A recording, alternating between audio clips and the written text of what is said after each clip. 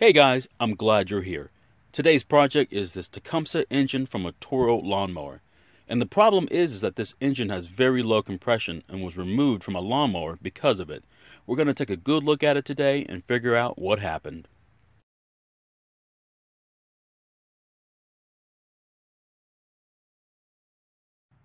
The last time you saw this engine, I was not able to get it started because of the low engine compression.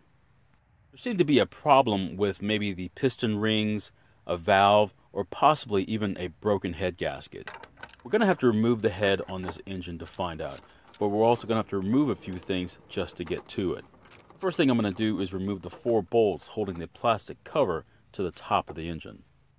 The oil dipstick is going to get in your way, so go ahead and remove that before removing the cover. And before I remove the recoil off the engine, I'll go ahead and show you how little compression there actually is. You can see there's very little resistance from the engine. Some of the bolts on the head are obscured by the recoil assembly. That's why we're taking it off before taking the head off. I think the muffler is going to be in our way from getting a good view from certain angles, so I'm going to go ahead and remove that as well.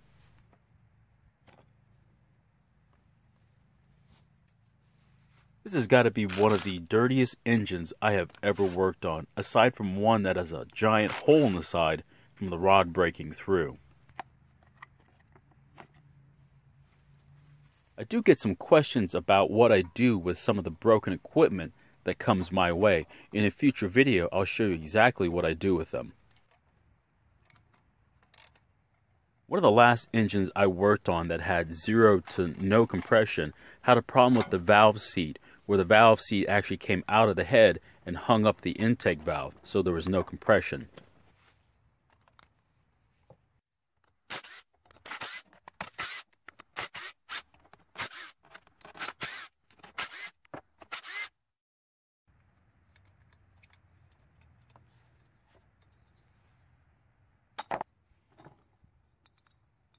Now that we've got the head off, we can actually see that there's a lot of carbon buildup inside the combustion chamber. I'm going to go ahead and clean the cylinder wall of any oil so we can see if there's any damage to it.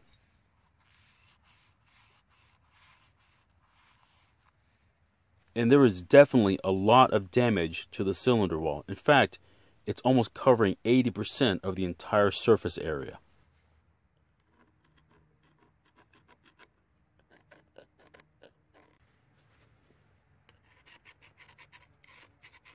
After moving the piston to top dead center and closing all the valves off, you can see that they're pretty closed and seated fairly well.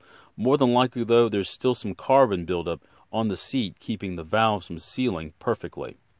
If I had to guess as to what happened, I would say the low engine compression is a result of piston ring damage and poor valve seating due to oil burning in the combustion chamber. All the extra oil becomes carbon, and then eventually the carbon will break off and damage the inside of the engine and get in the way of the valves from seating as well. More than likely, the root of all these problems was the lack of maintenance. Change your oil every season and keep it at the right level. Thanks a lot for watching this video. I hope you found it very informative. If you have any comments or questions, please leave them down below. If you haven't already, please subscribe. It really helps out the channel. And I'll see you guys in my next video.